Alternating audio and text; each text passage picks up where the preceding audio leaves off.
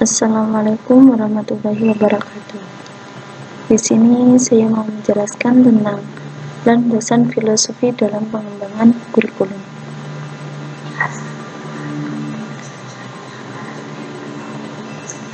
Landasan diartikan sebagai alas, dasar, atau tumpuan suatu pijakan, titik tumpu atau titik tolak suatu fondasi tempat berdirinya suatu hal. Adapun filosofi atau filsafat dimaknai sebagai suatu pengetahuan yang mencoba untuk memahami hakikat segala sesuatu untuk mencapai kebenaran atau kebijaksanaan. Dengan demikian, dapat dipahami bahwa landasan filosofi merupakan landasan berdasarkan filsafat yang menelaah suatu secara radikal, menyeluruh, dan konseptual, yang menghasilkan konsep-konsep mengenai kehidupan dan dunia. Adapun macam filsafat pendidikan itu ada dua. Yang pertama yaitu filsafat praktik pendidikan. Diartikan sebagai analisis kritis dan komprehensif tentang bagaimana seharusnya pendidikan diselenggarakan dan dilaksanakan dalam kehidupan. Macam filsafat yang kedua yaitu filsafat ilmu pendidikan. Filsafat ilmu pendidikan secara konsepsional diartikan sebagai analisis kritis, komprehensif tentang pendidikan sebagai salah satu bentuk teori pendidikan yang dihasilkan melalui riset baik kuantitatif maupun kualitatif. Fungsi filsafat dalam pengembangan kurikulum itu terdapat 4. Fungsi yang pertama yaitu filsafat dapat menentukan arah dan tujuan pendidikan. Fungsi yang kedua yaitu filsafat dapat menentukan isi atau materi pelajaran yang harus diberikan sesuai dengan tujuan yang ingin dicapai. Fungsi filsafat dalam pengembangan kurikulum yang ketiga yaitu filsafat dapat menentukan strategi atau cara pencapaian tujuan. Fungsi yang keempat yaitu fungsi yang terakhir, yaitu melalui filsafat dapat ditentukan bagaimana menentukan tolak ukur keberhasilan proses pendidikan.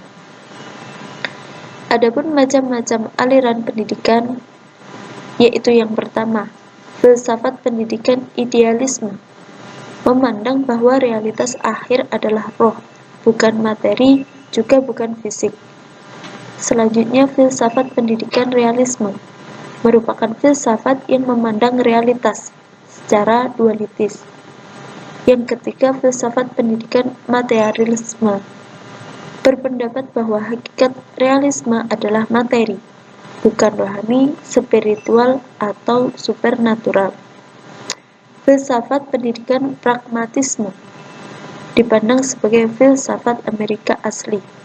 Selanjutnya yaitu filsafat pendidikan eksistensialisme, memfokuskan pada pengalaman-pengalaman individu. Selanjutnya filsafat pendidikan progresivisme, bukan merupakan bangunan filsafat atau aliran filsafat yang berdiri sendiri, melainkan merupakan suatu gerakan dan perkumpulan yang didirikan pada tahun 1918. Filsafat pendidikan eksistensialisme adalah suatu filsafat pendidikan konservatif yang pada mulanya dirumuskan sebagai suatu kritik pada tren-tren progresif di sekolah-sekolah. Filsafat pendidikan perennialisme merupakan suatu aliran dalam pendidikan yang lahir pada abad ke-20. Adapun macam aliran pendidikan yang terakhir yaitu filsafat pendidikan rekonstruksionalisme, merupakan kelanjutan dari gerakan progresivisme. Keragaman aliran dan sifat filosofis menimbulkan perbedaan persepsi dan tindakan manusia, termasuk halnya dalam menangani bidang pendidikan pada umumnya dan bidang kurikulum pada khususnya. Adanya keragaman tersebut menciptakan 1001 alternatif paradigma pengembangan kurikulum yang masing-masing memiliki kelebihan dan kelemahan, dan menurut hemat penulis tidak dapat dijadikan resep memasuki segala situasi.